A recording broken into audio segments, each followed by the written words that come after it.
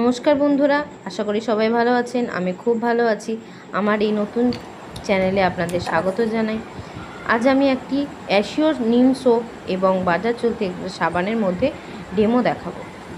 দেখুন, আমি দুটো গ্লাসে বেটাডাইন মিশিয়ে নিয়েছি, তার ফলে জলটা হলুদ হয়ে গেছে। এবার এই জলের মধ্যে আমি দু রকম সাবান দুটো গ্লাসের মধ্যে মিশিয়ে দেবো এবং তারপর দেখব কোন গ্লাসের জলটা তাড়াতাড়ি পরিষ্কার হয়।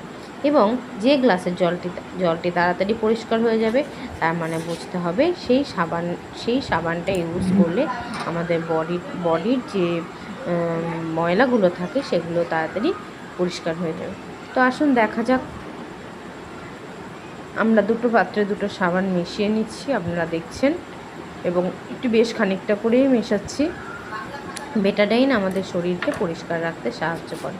এবার আমরা দুটো গ্লাসের জলকে গুলিয়ে নিচ্ছি। দেখুন, এই গ্লাসের জলটা গোলানো হয়ে গেছে। এই জলটাকে রেখে আমরা পরের গ্লাসটা গুলিয়ে নিচ্ছি। জলটা গোলানোর সঙ্গে সঙ্গে কিছুক্ষণ পরে গোলাতে গোলাতে দেখব যে জলটা কিন্তু আবার ধীরে ধীরে আগের পর্যায়ে ফিরে যাচ্ছে। দেখুন বন্ধুরা, কিভাবে জলটা ধীরে ধীরে আগের পর্যায়ে ফিরে গেল।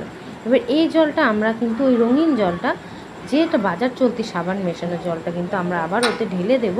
ঢেলে দিয়ে দেখব যে ওই জলটা কিন্তু এরকমই, যত জল মেশাচ্ছি না কেন, দেখুন ধীরে ধীরে এই জলটাকেও কিন্তু পরিষ্কার করে দিচ্ছে। এর দ্বারা প্রমাণিত হয় যে অ্যাশিওর নিম সোপ আমাদের বডিকেও এতটা পরিষ্কার রাখে।